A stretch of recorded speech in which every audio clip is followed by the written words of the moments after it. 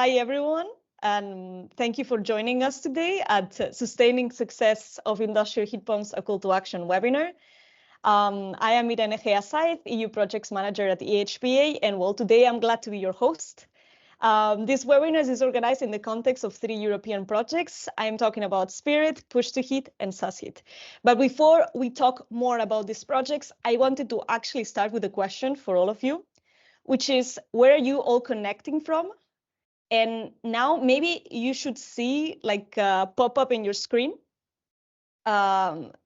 with like the question. If not, feel free to add it in the chat. Actually, me and my colleagues that are here present today, like my colleague Sonia, my colleague Alessia will speak later. We are the 3 of us connecting from Belgium, a very sunny Brussels today. Okay, Germany, Switzerland, Norway, Netherlands, Valencia. New Zealand, okay, like from the other side of the world. That's great.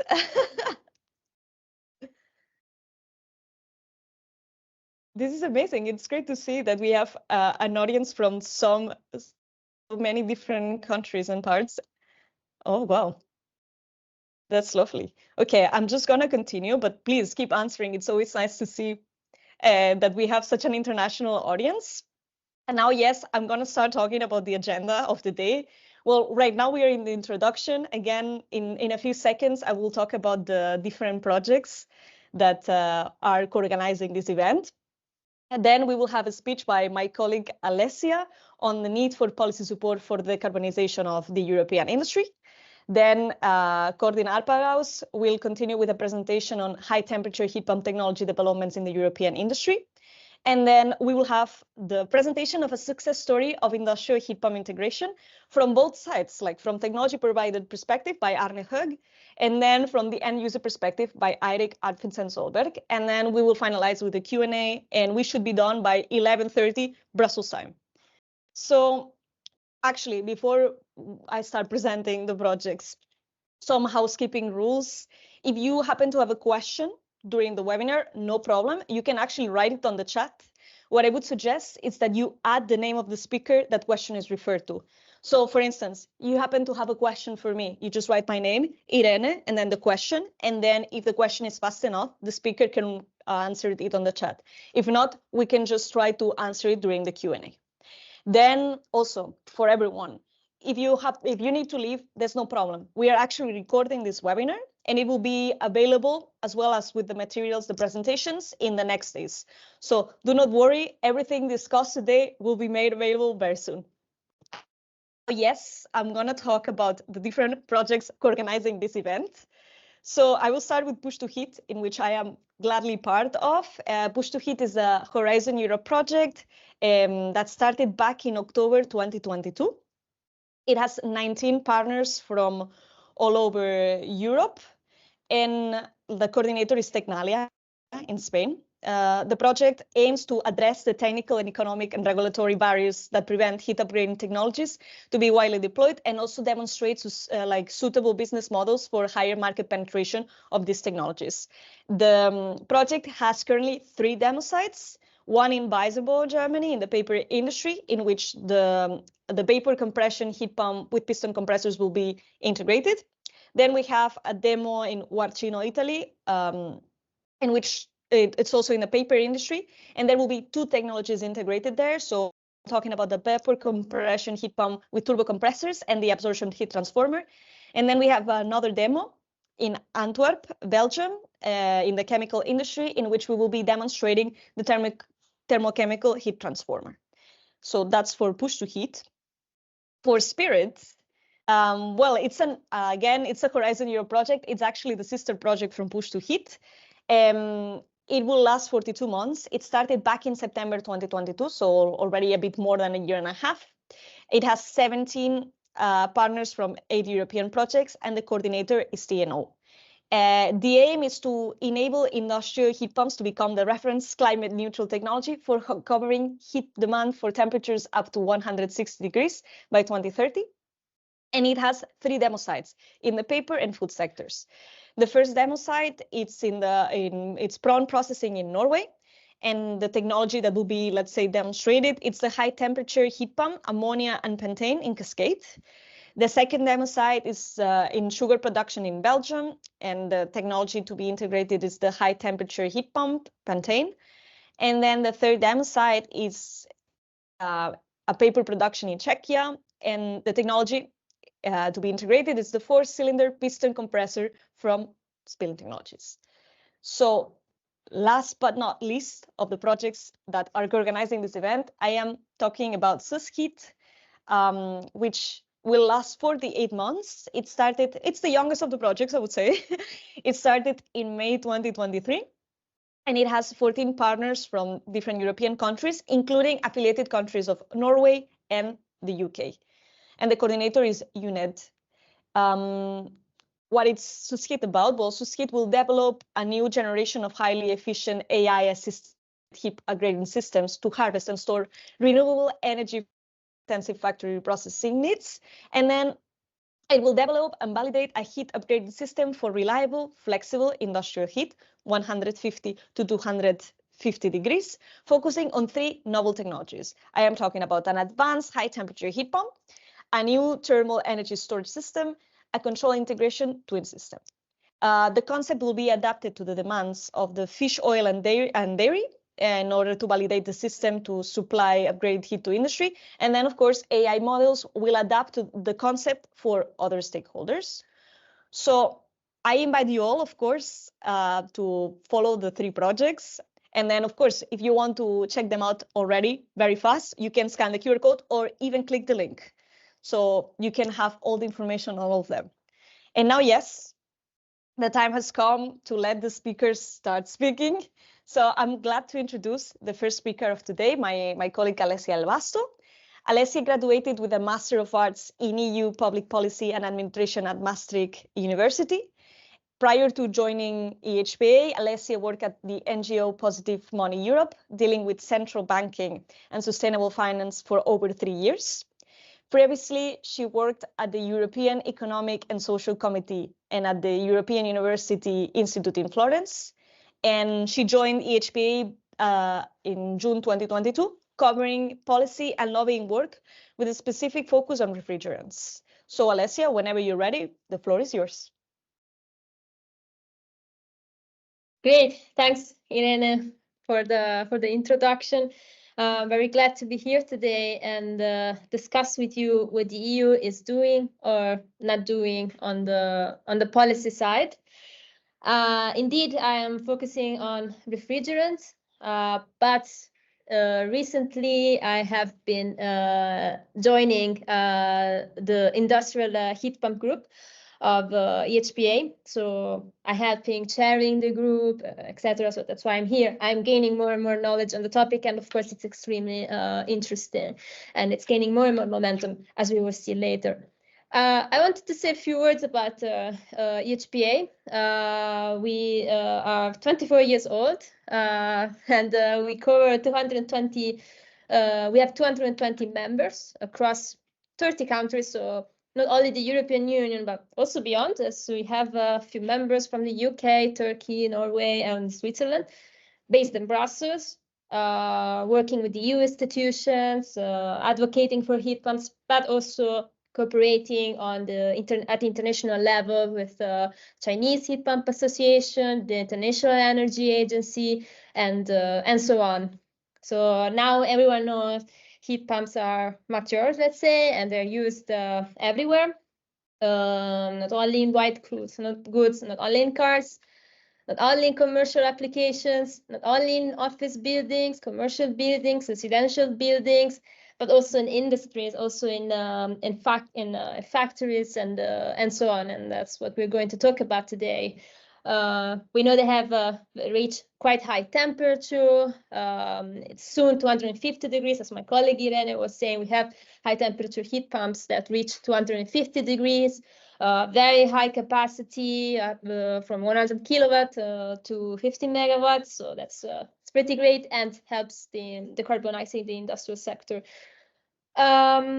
Indeed, I was saying, we're gaining more and more momentum. Everyone is talking about it, not only researchers, So there's of course a lot of focus from academics, but there's also policymakers are getting more and more interested in that. The IEA, you can see here, wrote a report on the future of heat pumps, but the World Economic Forum recently published an article as well on decarbonizing the industrial sector in the EU via electrification. And of course, there is a huge focus on industrial heat pumps, on the role that industrial heat pumps can have in decarbonizing the industrial sector.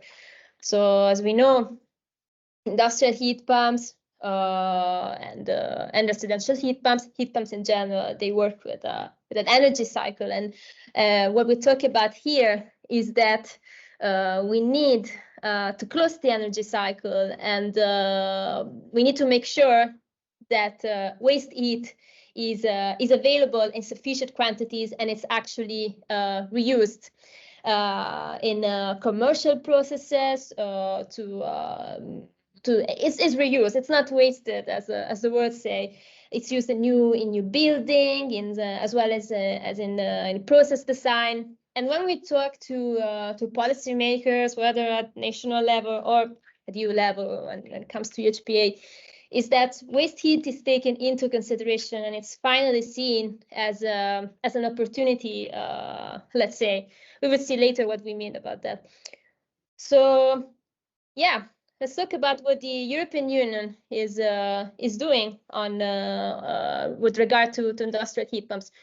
Maybe it's worth it to mention first the EU Energy System Integration Strategy, which was published back in July 2020.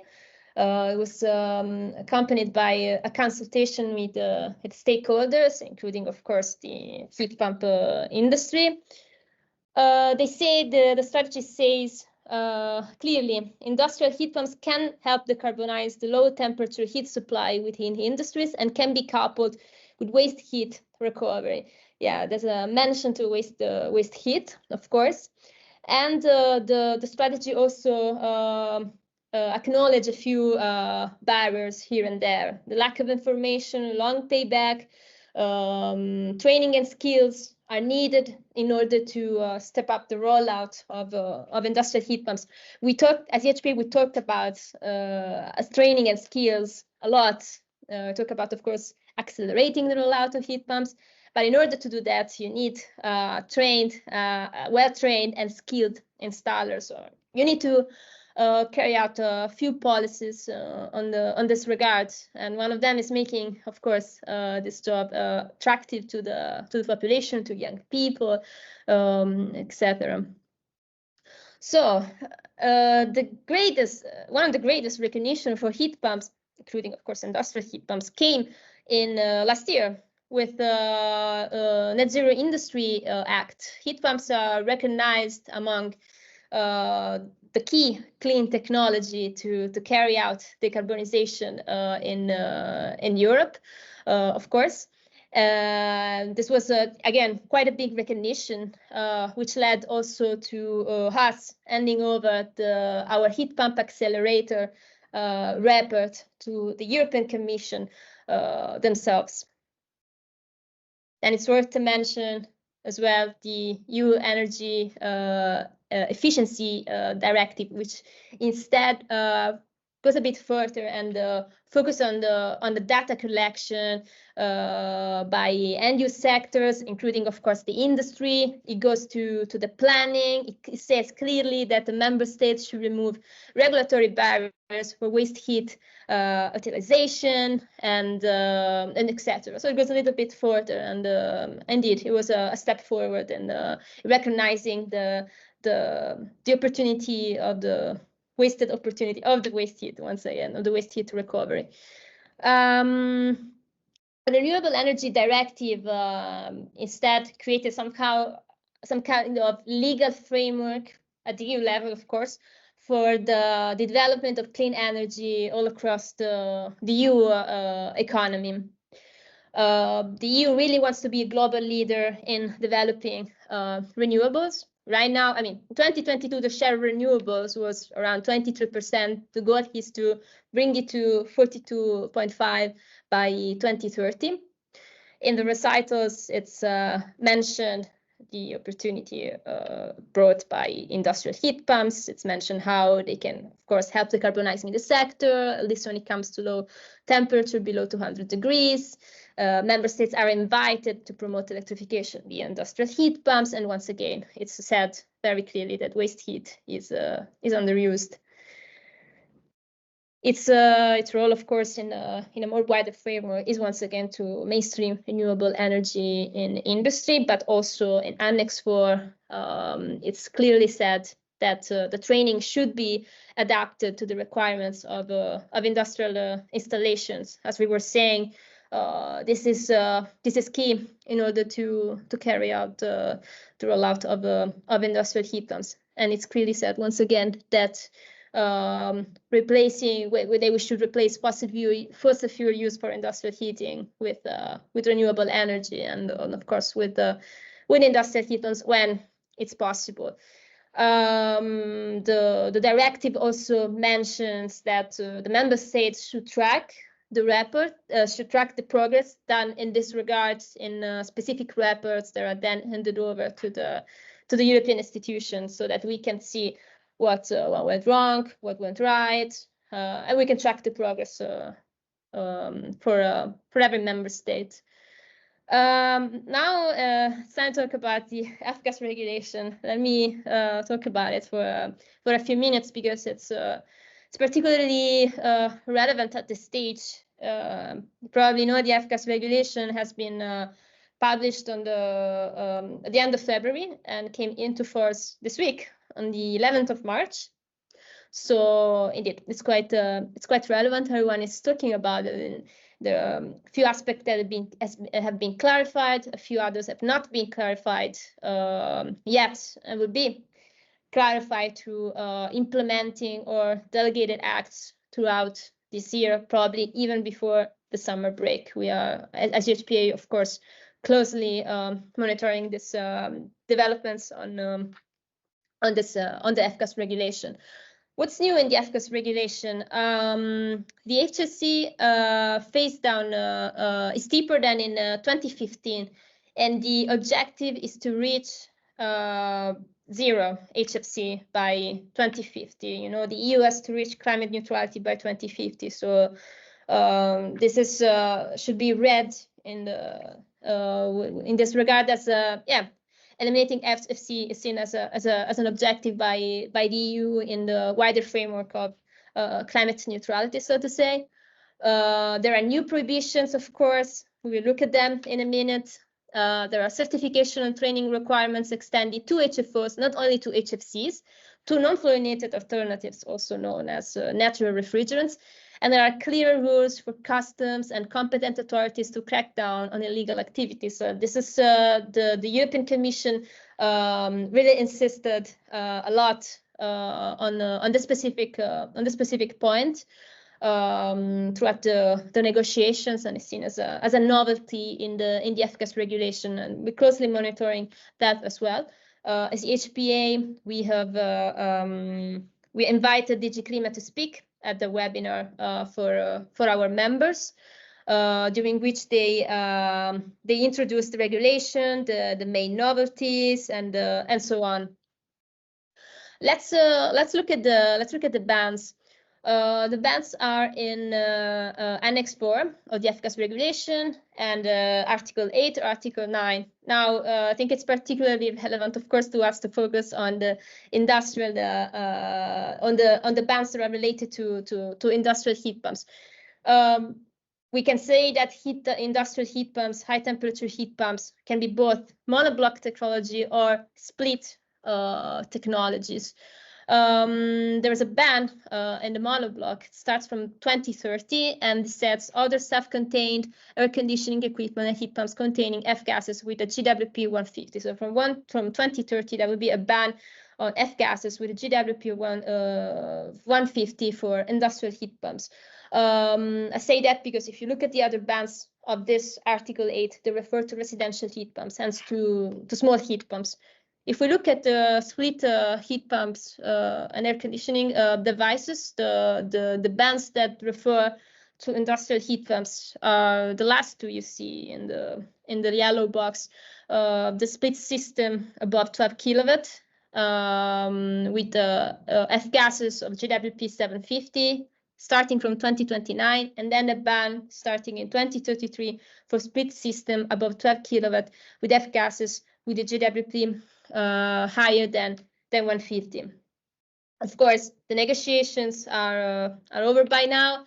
The F-gas has been published. More or less, there's a review every 10 years. But we're still monitoring, as I said before, the implementing acts that will go there and clarify specific aspects of the regulation, such as minimum training, certification, and requirements. And we're also monitoring the safety exemptions issue for some of the bans, specifically, especially for the monoblock bans. There are exceptions for in case of safety exemptions, but this needs to be further clarified, considering all the differences there are across member states regarding safety exemptions and the use of specific refrigerants under specific conditions. Then, of course, we have talked about. We have identified a few barriers already. Knowledge and trust, the lack of infrastructure, the fact that complex integration is particularly that the complex integration is as particularly relevant, integrating energy carrier with the key technologies, etc. That's particularly important as well. But what I want to conclude this presentation with is electricity price. We really believe that at this stage, the price ratio between electricity and gas must absolutely come down at this stage. AHPA specifically calls for the price of electricity to be no more than double the price of gas. We support carbon price and policy instruments that in general shield citizens for electricity's price spikes. We need to make sure that for industry and citizens and consumers, heat pumps become a rational choice from the economic point of view, and reduce, of course, the gas price, the electricity and gas price ratio, but also reducing upfront costs, boost financial tools to reduce such upfront cost and make it easier to access loans, green loans, renovation loans, subsidies, and etc. Yeah, indeed. They have identified barriers, but we also offer solutions. And I'm always here to help to answer your questions, whether here during this webinar or beyond the webinar. Once the webinar is over, you can reach out to me to this email address. And yeah, thanks a lot.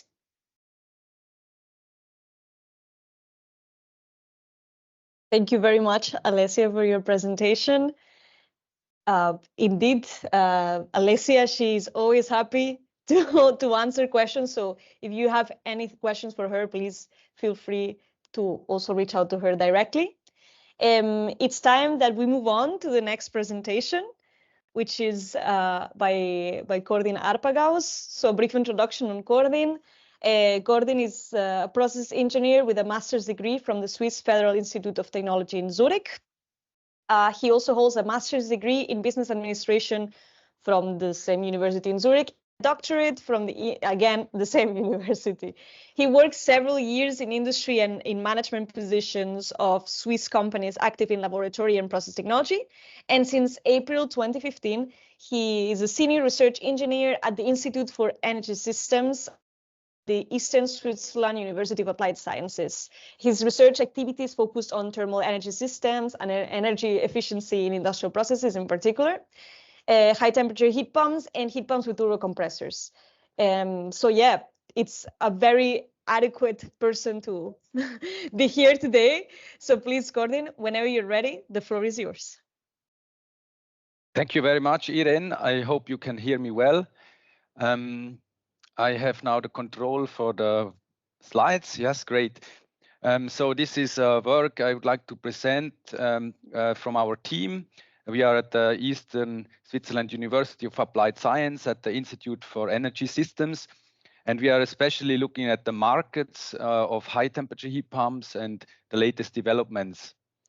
So in this presentation, some women engineers will help me through the presentation because it's a very man-dominated research field.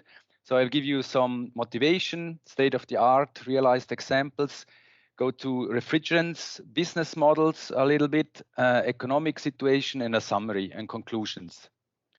So an announcement in next week on Monday, we will have a steam generating heat pump webinar organized by our university.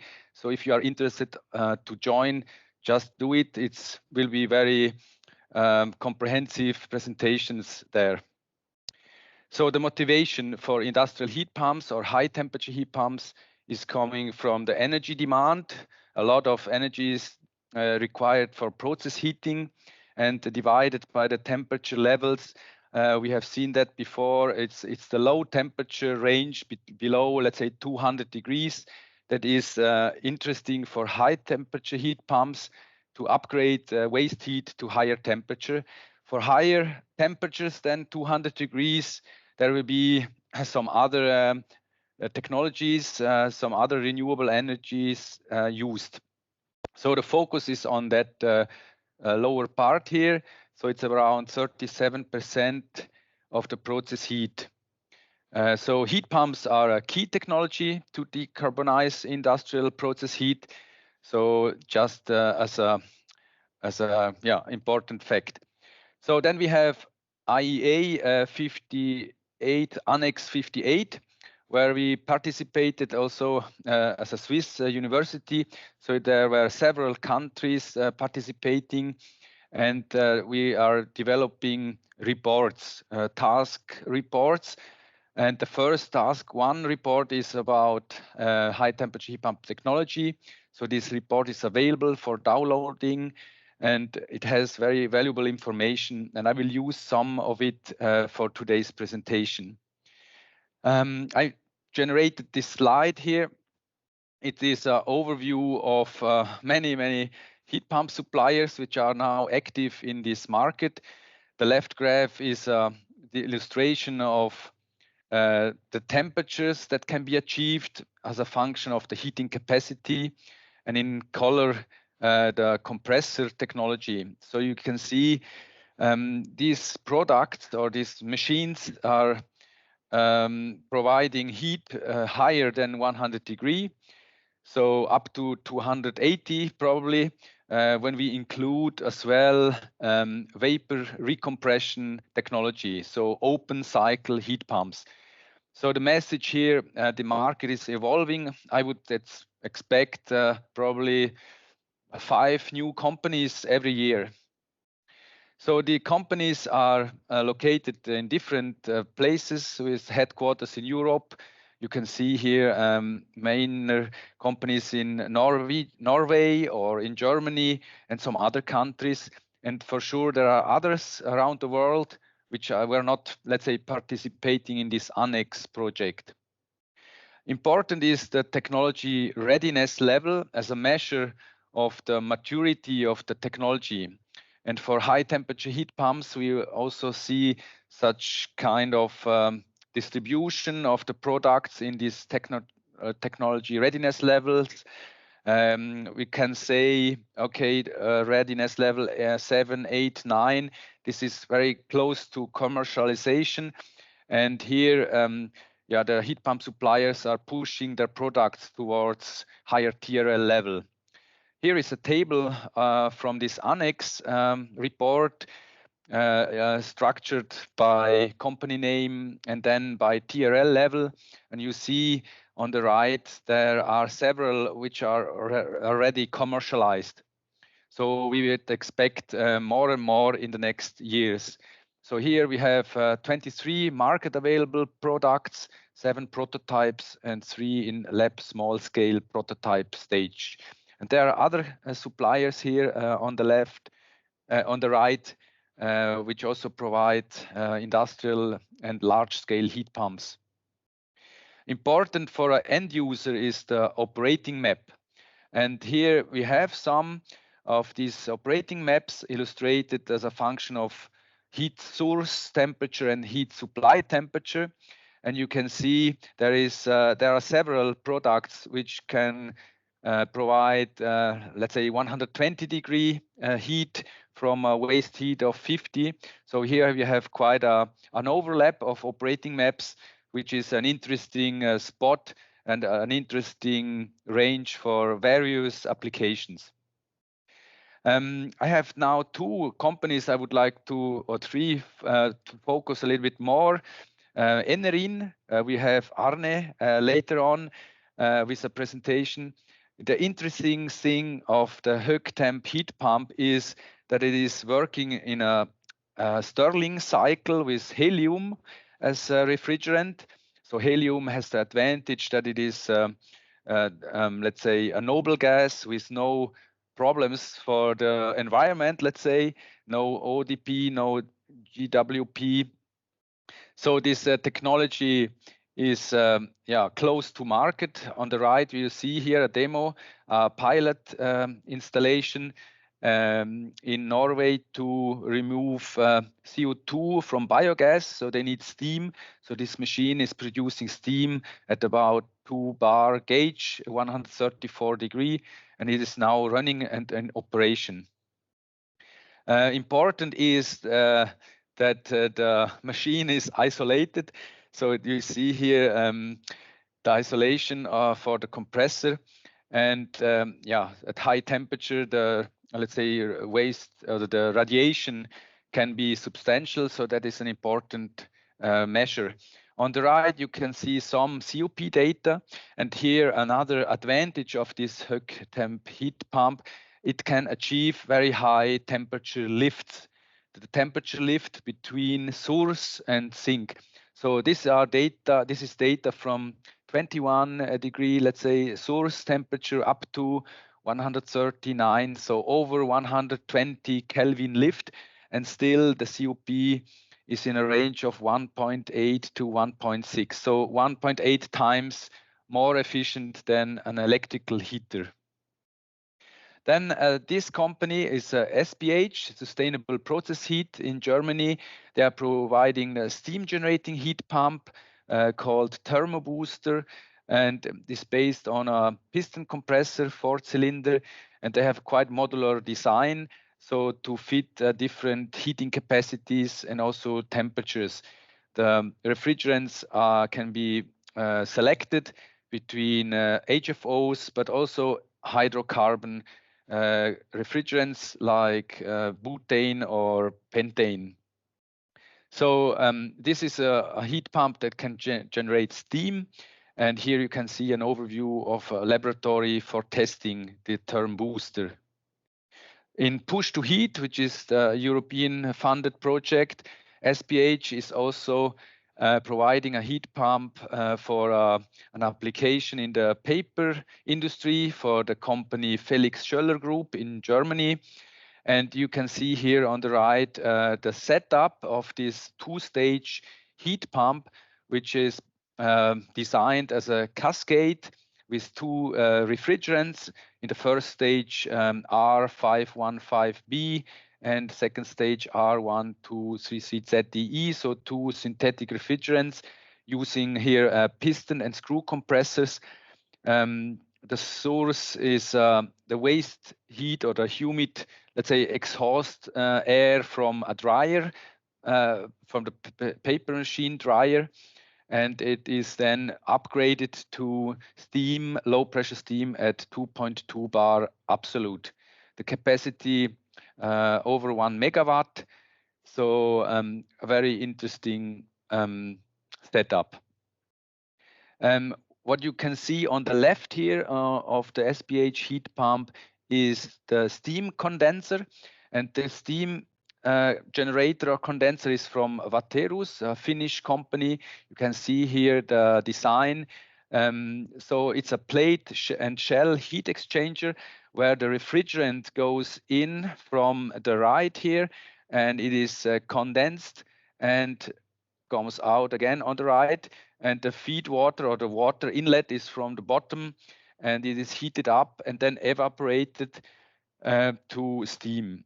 So there is a water level control, and the shell is the steam boiler in this equipment, and it's quite a robust design. So we'll see probably many applications of this plate and shell heat exchanger in the future. So in Europe, there are some realized examples of high temperature heat pumps, and this one is in Ireland, a distillery which is using a heat pump to generate the heat for the distillery. So it goes to 115 degrees. It's from Oilon. Actually, 3 heat pumps are installed, 2 which can go up to 120 degrees, but they also did energy analysis and optimized, let's say, the temperature levels for their processes to increase the efficiency. Capacity also in the 1 megawatt range. Another application from Gallon Counterflow with the Combitherm heat pumps. This is an electric food dryer for pet food. So the heat pumps are used to generate the hot air for the dryer. And here you have 4 heat pumps from Combitherm generating in total, let's say, 3.5 megawatt. Also with a synthetic refrigerant and screw compressors from Bitzer. So using the exhaust air as a source. So a typical application for drying, using that humid exhaust air as a source and upgrading it to higher temperature inlet air for the drying. From the refrigerant point of view, we see a trend towards, let's say, natural refrigerants, where we also would count, for example, also helium. But there are the hydrocarbons, ammonia, water, CO2, and then the HFOs in red, which still have application. And also the next years, there will be several heat pumps using this refrigerant. The HFC need to be replaced probably by HFO refrigerants. So there are some temperature ranges where the refrigerants are most suitable. You can see it here. I think this graph has been presented several times. What is important is that water on the bottom is really the refrigerant for the highest temperature. So we go to steam applications. It could go down to probably 70 degrees, 80 degrees as a starting point. So below 1 bar absolute pressure. Then the compressor or the van has to be vacuum tight or airtight to operate properly. So, but there is still a lack of installed realized examples, and there are some barriers. We have seen these before. This is a result from a survey between among several experts in the value chain, let's say, from planners to manufacturers to industry, also energy service companies. And you see the big bars are fuel price is too low, the gas price is, let's say, too cheap for the electric driven heat pump. Product acceptance is another important barrier. So yeah, the end users need to be convinced that the machines are reliable, and yeah, they need a demonstration that this works. So from adoption, from market adoption with industrial heat pumps, we are still on the left at a very low percentage. Maybe 1 of 100 companies, 1% has an industrial heat pump so far. So there is a big need to push this technology to higher adoption level. So subsidies and funding programs are in place in many countries to push this technology. In blue, you see the heat pump adoption for residential heat pumps in Switzerland. So you see it reached already 65%. So it's over the majority. So this is, let's say, state-of-the-art technology for heating houses. And in industry, there is still a lot of work to do. So business models, we did a survey between or among 16 heat pump manufacturers for high temperature heat pumps. And what you can see is that the customers typically want to purchase the heat pump, which means they want to own their heat pump as an equipment. Energy as a service, maybe heat as a service may be interesting in the future, where there are such concepts, and also leasing could be interesting. But the direct to customer is at the moment the most important business model. Then there are other technologies which are in competition with heat pumps, especially you can see here electric boilers or biomass, biogas, and some other technologies. So this has to be taken into account, especially when evaluating the economic situation. The COP, the efficiency is clear. So there is the relationship between the temperature lift and the COP. So if we would go to very high temperature lifts between sink and then we would reach a COP of 1, which is in principle an electrical heater. So the temperature lift needs to be in a range where we have a benefit of the heat pump. So a COP of 2 or 3, this is what we want to have. So the application needs to be a suitable application for a heat pump. Okay, market attractiveness. This graph shows the relationship between an economic temperature lift and the price ratio of electricity to gas. So it means the lower the price ratio, which means gas is expensive and electricity cheap, then there are higher temperature lifts possible, which are still economic compared to a gas fossil fueled heating system.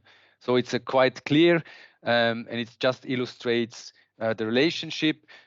For different countries, in different countries there are different ratios. So in principle, it's possible to place the countries here also on this curve. So it means Scandinavian countries have a very low price ratio, so heat pumps is very attractive technology. But in UK or other countries which have high price ratio, only a temperature lift of maybe 40 or 30 Kelvin is economic. So the goal should be to push this towards the left. Economically wise, we have different input parameters that influence the payback for a heat pump. And here you see a sensitivity analysis, and you see electricity price is important, the temperature lift, so the COP or the application, then the cost factors for planning and integration, and so on. On the other side, okay, the gas price, and also the operating time is an important parameter. It's better to run the heat pump more hours than less. So this is, I think, very clear. The influencing parameters are there. It's just a question of the local situation of that end user, and especially also on the investment costs for the heat pump and the whole project. So from OST, we have generated some free tools for heat pump calculation. Here, an economic calculator. You could download here this Excel file, or also a payback calculator, which gives a country comparison. So maybe it's useful for you to have a first guess of the economic situation. So as a summary, Oh, all together.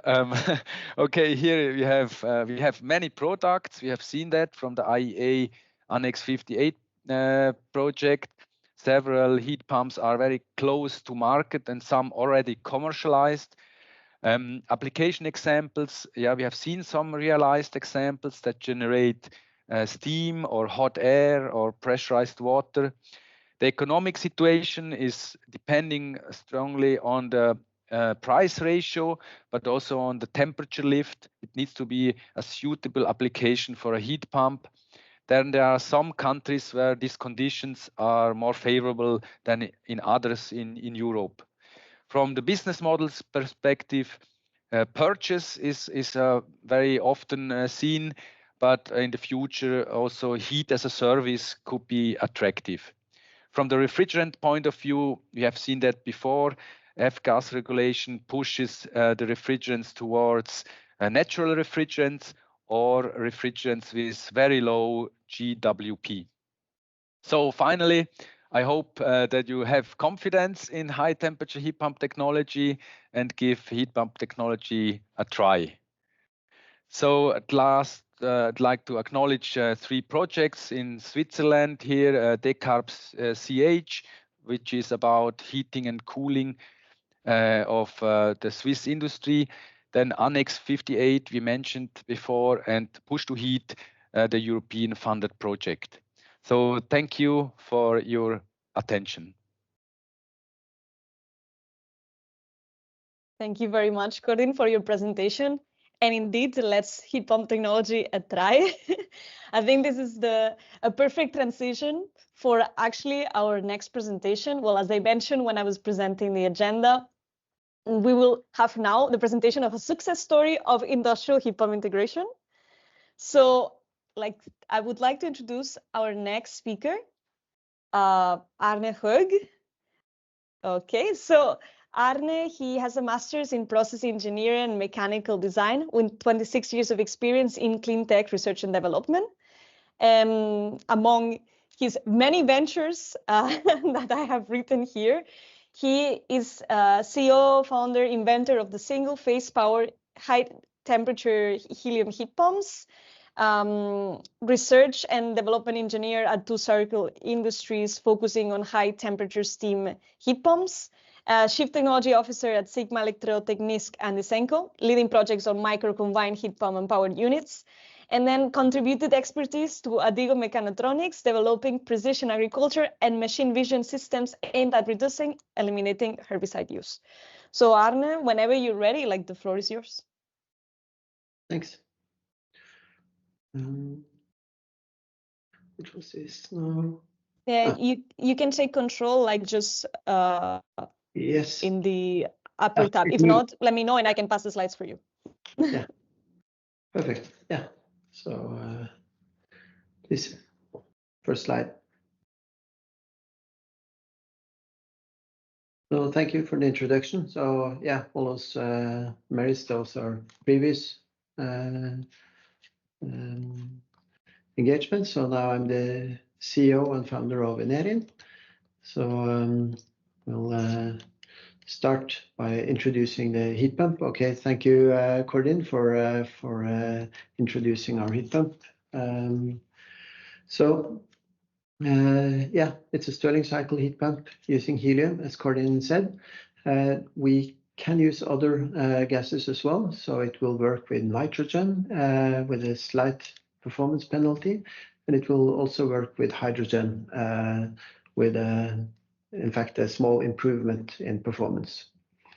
So we can generate up to 200 degrees at this point from any heat source temperature, even from below 0. And we have the projects, so like in SUSHEAT to increase the temperature to 250 degrees.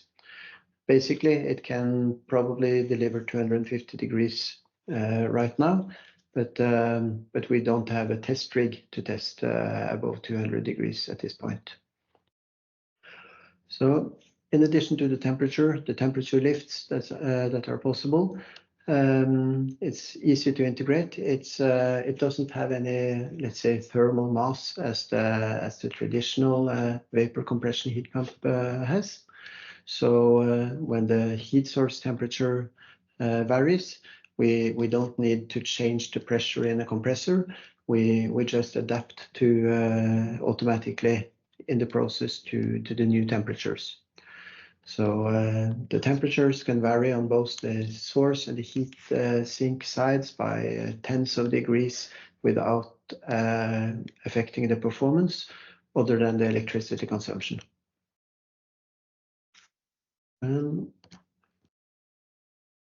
Let's say basically power in, heat source in, steam out. We can also deliver, let's say, hot water directly or thermal oil instead. So it's one process, one refrigerant for any temperature range. And that means that if the customer has, let's say, 170-degree hot water circuit or an 8-bar steam system, if in the future they find that they can lower the steam pressure or the temperature, the heat pump will still be able to deliver the same amount of heat, but with a better efficiency. So no need to wait for the next redesign of the plant to go for heat pump. Just add the heat pump and do the changes in the plant later.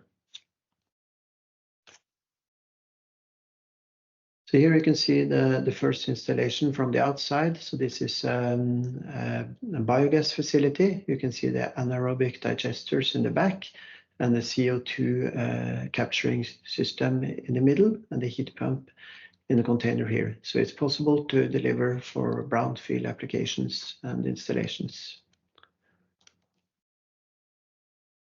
I won't spend too much time on this one other than say it's a piston compressor with integrated heat exchangers. So very compact design. And here, as Corinne also mentioned, this is a Wachterus steam generator, in this case heated by a hot water circuit from the heat pump. And we have tested, like he also said, up to 200 degrees on the water temperature out of the heat pump. So that's the highest temperature that these pipes can accept in this installation. But the new test rig that is built at KTH in Stockholm will be able to handle up to 250 degrees on the hot side. So then we'll be able to map the performance up to those temperatures. I'll also add an additional benefit when replacing oil and gas with heat pumps. So one thing is the factor of maybe 3 in energy consumption, but the other is that you also reduce the strain on the energy system. So many plants are constrained by the cooling system or the waste heat circuits. So probably in the summer, the capacity can be affected by those constraints. So adding a heat pump, you not only save energy, but you reduce the strain on older and systems in the plant, and you will also be, let's say, insured against high gas prices.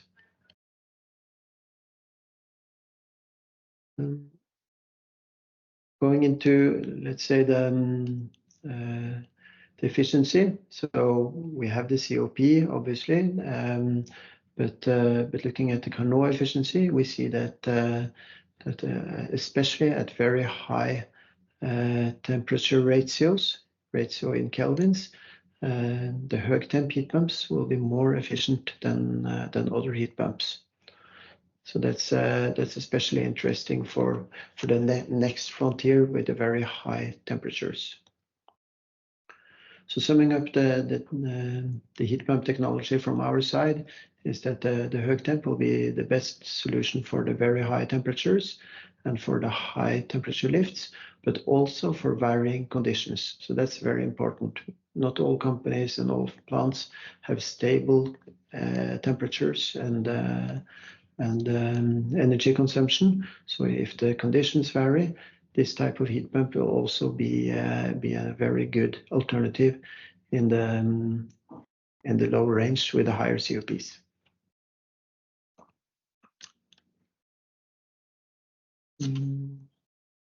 So at Pelagia Moray, we will be installing 1.6 megawatt of högtemp heat pumps. So the first step is 400 kilowatts this spring, and we'll then build out to 1.6 eventually in this case. So when integrating this heat pump into the plant, we looked at the energy flows and everything. We have a very good tool to monitor energy use. So we looked at this energy demand here, fluctuates quite a lot, and also in the ramp-ups, all the different flows and machines are turned on so that nothing is very stable. Also, the heat sources are at different temperatures and levels, and we found that it's, the average Carnot efficiency will typically be 50 to 60%. So we had to do a pinch analysis. We do a dynamic pinch analysis so that we can watch how the pinch point fluctuates from minute to minute. So we have built a digital twin of the plant, and then we can see how best to integrate the heat pump. Also, we see here we have the temperatures at Pelagia. So we have the heat sink temperature, 8 bars or 5 bars. So that's the typical variation of the steam pressure. And the heat source can be anywhere between 10 and 80 degrees for waste heat, but also seawater is a possibility as a heat source. And then we see these 3 lines here are the typical operating points that we will look at. So for a low heat source, high pressure, and then lower pressure steam, but still a low temperature heat source. And then we have the high heat source and low steam pressure. That means we will typically be at a COP of 1.8, but at times we can do 2.5. And then between or at ramp up, we can utilize maybe cheap electricity to also use the low COP values there. So this is more or less what it will look like. It's then a 12-cylinder heat pump, and it will be something like this. And then the next one will be besides it in the machine room.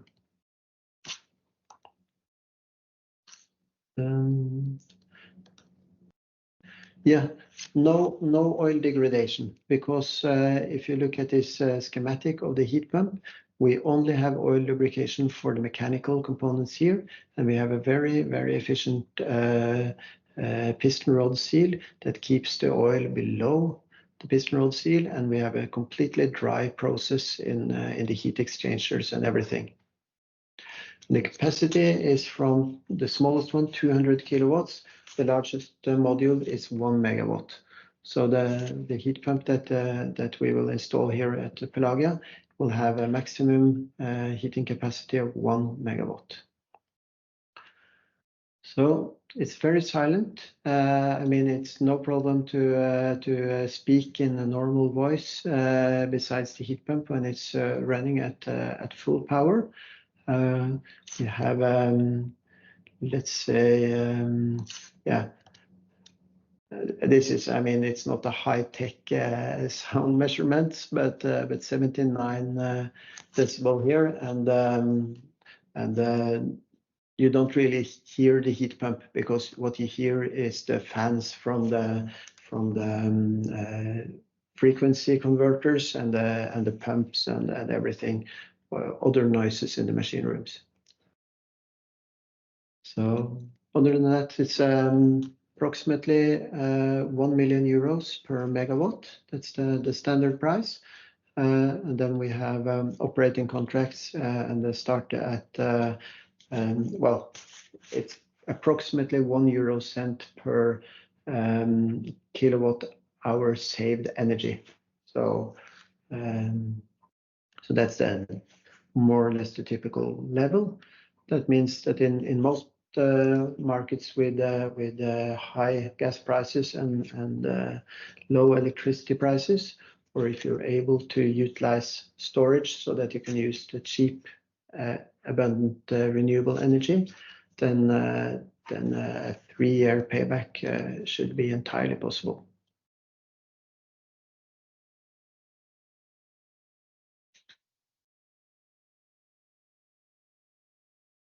So yeah, I just say that to sum up, well, we have the technology to decarbonize the industry today. I think we meet most of these barriers that people see. There was a question, but it was, let's see. So, and Elin, we are 10 people at the moment. We are interviewing 2 more people now to hopefully start before the summer. So there will be 12 employees, and we plan to recruit more people later in this year. And the heat pump is a single state, so it's all ideal gas. It's one stage regardless of the temperature lift. So that's why we can achieve a very, very good Carnot efficiency at high temperature lifts. It's because the heat pump will do everything in one step. I mean, in the lab, we have also tested up to 600-degree temperature lift, obviously on a small prototype, but it's yeah.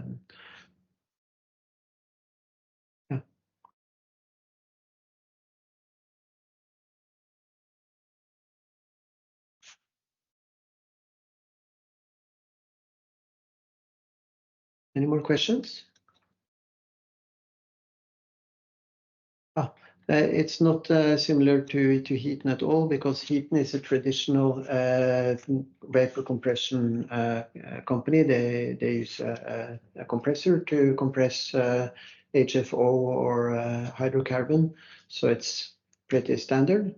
But we make Stirling cycle heat pumps. We make the heat pumps ourselves, the whole thing, with sub-suppliers. So we use automotive industry suppliers from Germany and the UK, Sweden. We also use a lot of industry supplier, engine and industry suppliers in Finland and so on. Comparing to Olvondo, well, Olvondo makes my old design. So I designed that heat pump back in single phase power in 2011. So it's similar technology, but we've targeted all the limitations of that design. So that design was limited in the high temperature, and we also succeeded in increasing the COP. But otherwise, it's more or less the same process as they use. And as for capacity, well, we're installing 2 heat pumps this spring. So one at Pelagia, one at GE Healthcare. So that's a pharmaceutical plant. I think we can have the capacity to make like 10 heat pumps for 2025, but we are rapidly able to scale as we use automotive suppliers and so on. So we can really scale quickly to meet the market demand. ECOP, I know them. They are a very nice company, different technology. They use the Joule process, also using noble gases. Very nice. Wish them all the best. Completely different process. Thank you, Arne, for the presentation and also for answering all these questions in the chat. That was amazing. But now it's time that we have to move on with our next presentation. Well, the last presentation of today, actually. So I would like to introduce our last, but of course not least, of our speakers. I'm talking about Eirik Anfinsen Solberg. Eirik is a technical manager at Pelagia, where he leads a diverse range of energy-efficient projects aimed at reducing costs and emissions across their factories. With a focus on innovation, Eirik specializes in implementing cutting-edge technologies such as steam-generating heat pumps to optimize energy usage and minimize environmental impact in industrial settings. Drawing from extensive experience as a product developer, Eirik has successfully navigated projects in sectors including oil and gas, aquaculture, and fisheries. His expertise spans both hardware and software development, allowing him to deliver tailored solutions that address the specific challenges faced by each industry. So whenever you're ready, Eirik, it's your time to shine. Okay, thank you very much for the introduction. Yes, as Irene mentioned, I work at Pelagia, and we are working very hard to reduce the energy input of our factories. A little bit about Pelagia. We are a leading producer of pelagic fish, which is mackerel, herring, blue whiting, and other. We have headquarters in Bergen, Norway, where I'm located now. And we have around 25 production facilities, mainly in Norway and UK, but also presence in Denmark and Ukraine. In Norway, we have a yearly CO2 emission of around 52,000 tons. So that we would like to reduce. Our key products are food for a human. That could be fillets or frozen fish. We have a feed department that produces fish oil and fish meal that goes into animal feed and mostly to the salmon industry. And we also have a health department which produces omega-3 oil for pharmaceutical and nutritional industries. Since we are a big energy consumer, at least the feed industry uses the most fossil fuels. We have continuous and increasing focus on energy in Pelagia. We also have different factories of different age, so we are doing we have different things we can do, like optimizing the operation, cleaning routines for equipment. These are easy things to do. And we also have different type of fuels and energy we use at our different facilities. So we need different strategies at every plant. We also try to exchange the experience between our factories, and also like we talk about today, contribute to innovation and also facilitate for industry trials at our plants. So we are contributor in several projects on heat pumps and energy, both in Norway but also EU project like the SUSHEAT that we are here on behalf of today. Let's see. Just a quick overview of a general fish meal factory.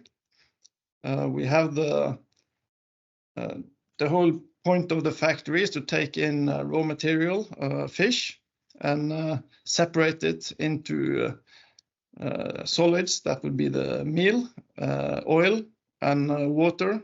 So we're trying to remove the water and sell the products, which is meal and oil. And this demands a lot of energy, mainly in the form of heat. So the biggest consumers here would be the cooker and the two dryers. We have one pre-dryer that uses steam and a final dryer which uses hot air. We also have this waste heat evaporators, but they operate on waste heat from the dryer steam.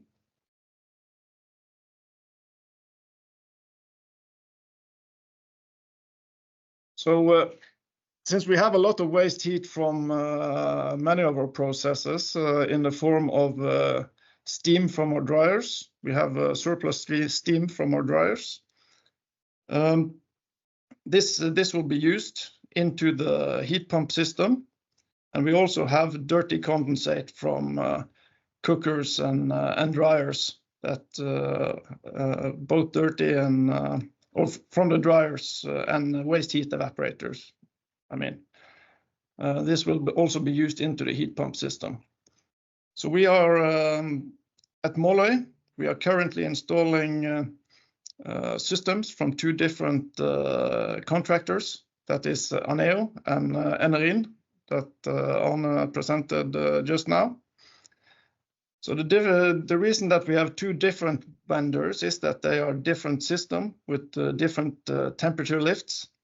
So we use the kind of correct technology for the energy lifts that we need. So the smaller energy lifts, we will use the Aneo system, and for the larger energy lifts, we will use the Enerin to get the best COP that we can in total. So the way it works is that we have dirty steam from the dryer. That is steam from the fish that has evaporated. We take this into a heat exchanger. That is actually a steam heat exchanger. So we get out clean steam on this secondary side. This is a vacuum steam at around 80 degrees or so. And this merges with the steam produced at the ammonia heat pump here. This steam is generated from condensate of around 85 degrees.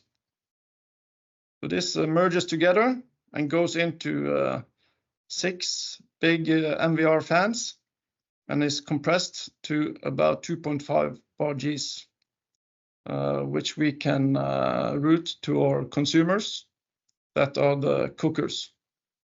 These are the only consumers that use steam at this low pressure. So that is why we route steam to them. In addition, we have the steam dryers, but they use steam at higher pressures. This is where the Enerin heat pump comes in. This use actually the same condensate stream as Aneo, but since it has a very high temperature lift, we're able to take the rest of the condensate after Aneo's heat pump that will have around 30 to 40 degrees and lift it up to 5 to 9 bars that we can use in our dryers. So in combination, we are able to extract the most heat possible from our waste heat. We are actually currently finishing the installation of the whole system, and just after Easter, we will start testing and commissioning of the system. So the investments we made into the system, including the energy and the factory and the room where the machine room and everything is around 6.5 million euros. We will have a total reduction in energy input of about 15% and a CO2 reduction of emission of around 3,500 tons yearly. That is around 23% of the Måløy factory. And the return on investment we expect to be less than 7 years, but this will depend on both electricity prices and cost of CO2 emissions in the years to come.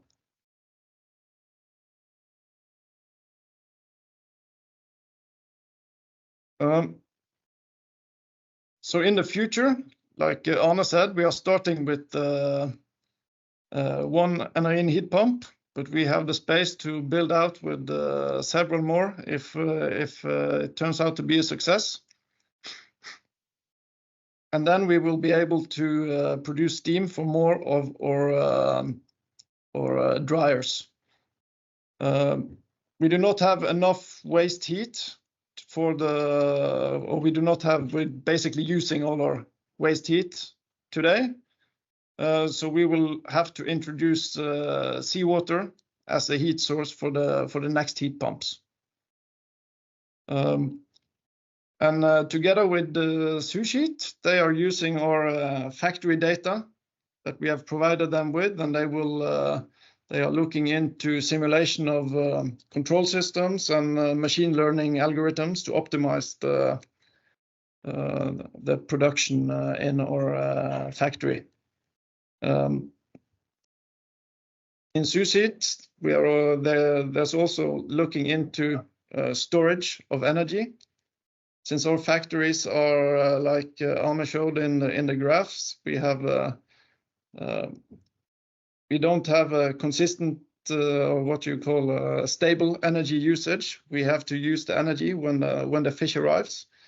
So we are ramping up and shutting down production many times a year. And that would be a very good place to test out thermal energy storage as well.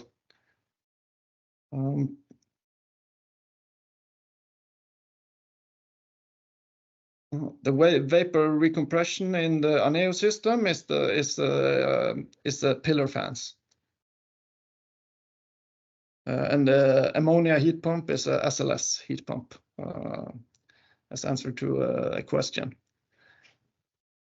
So we are very excited about starting up this system after Easter, and we hope it will be a success, obviously.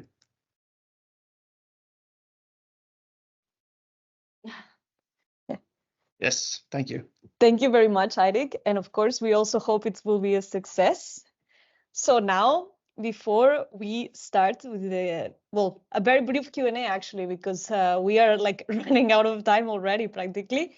I wanted to ask you all, what's your energy level as of now? So I'm just gonna launch a poll, and of course, you're very much welcome to just share with us how are you feeling.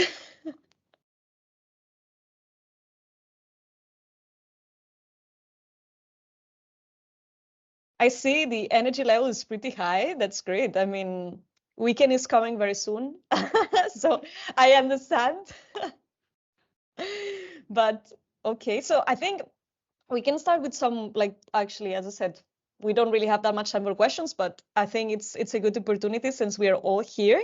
I wanted to start with a question for Cordin. Actually, I wanted to ask you again, you briefly mentioned barriers, I know, but it's always interesting to always hear what are the main barriers, but also the main drivers for the market introduction of high temperature heat pumps. Yeah, this is a very good question. We have seen the barriers in several presentations. Once we have seen this about prices of gas and electricity, then the reliability and availability of such heat pumps in realized examples. Then we have seen the training and the skills of the installers. So we need a lot of people that are trained on these systems. And the benefits, it's all about, let's say, decarbonization, electrification, saving energy, CO2 reduction. This I would mention here. Lovely, thank you. And then, of course, this is a bit linked. Eirik just was presenting his perspective, Pelagia's perspective as an user. So what are the main challenges for Pelagia in this case to actually implement heat pumps? Yes, the main challenges, because we have factories at different locations, obviously, one challenge is that it's quite new technology, so we are taking a risk of implementing it and a big cost in doing so. But one of the main challenges with implementing it in other factories would be the access to electricity, basically, because Måløy is the one factory where we had quite easy to get electricity and didn't have to build out the major electricity lines to get it there. So that would be a big challenge in other locations we have. And then, even though there might be a challenge in other locations, will Pelagia install heat pumps in more factories, do you think? Yes, we are looking into to installing more places also. So, but everything depends on the outcome of this project, obviously. So if it's good business for us and it is working without a lot of maintenance, then we will obviously consider it in all our factories if we are able to get electricity. But we are looking into many different solutions also to reduce CO2 emissions, and heat pumps is an important part of it. Definitely, of course, we wish you success on the project.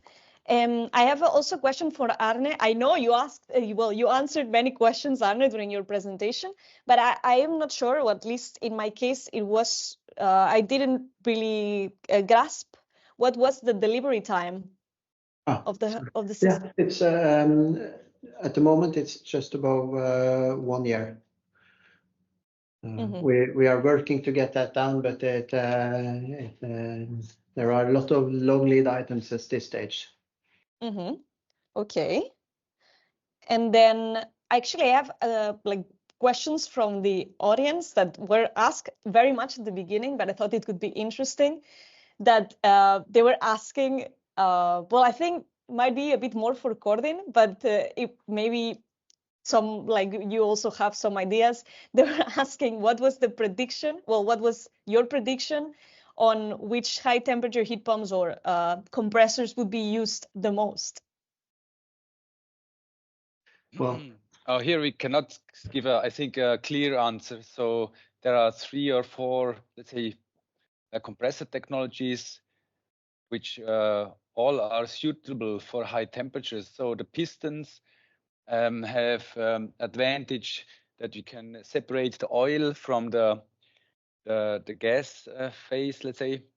Then screw compressors are also there for high temperatures. Then the turbo without oil. So it's not so easy to say. So I think every manufacturer has their competence to design these compressors for high temperatures, but there's some work to do. Completely understandable. Could I add? I think many of the companies that we have talked to and have heard all say that the market is so big that it's the main challenge is to scale quickly enough. So there will be room for all manufacturers, I think. And then I think we have another question, like again from the start of the webinar, that it was like right away it said question to all. So I'm just going to read it out loud. It said, what are the industrial applications? Well, what will be the first, in your opinion, the first industrial applications that will really adopt heat pumps, in the sense that what would be like the industries that are more likely to integrate these technologies? I can answer. So the food industry, we have seen it several times.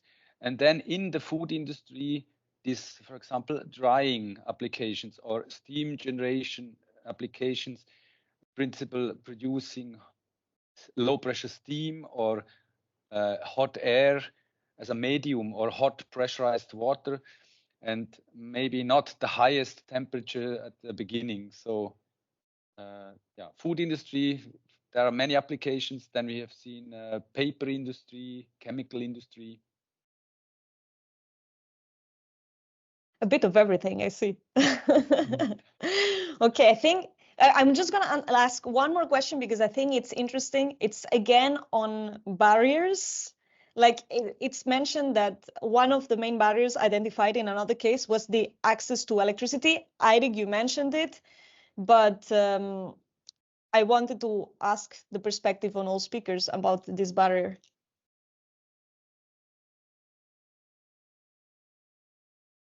I could. So yeah. I think it's very important. So the access to electricity is needed, and this means a lot of investment into new electricity networks, grids, and so on. And this has to be taken into account in the economic calculations as well. And it's an additional cost factor for the whole project. I'm not so sure how much this is in a percentage, let's say. So if you look at the heat pump equipment as a big part, how much of it additionally would be for the electricity connection? I would assume maybe 20-30% additional costs, or even more.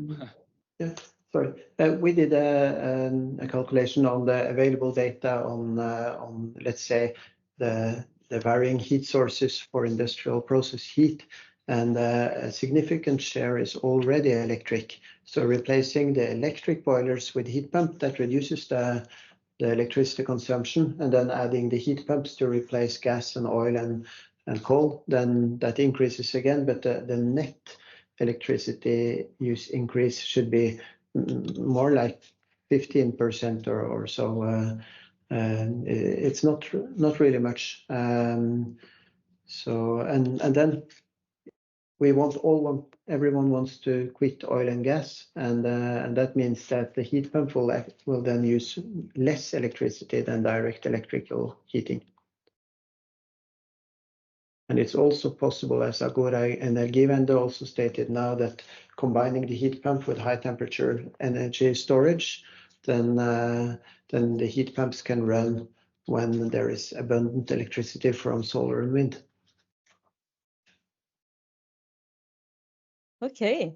Well, thank you very much. Unfortunately, we are running out of time. We don't really have more time for questions.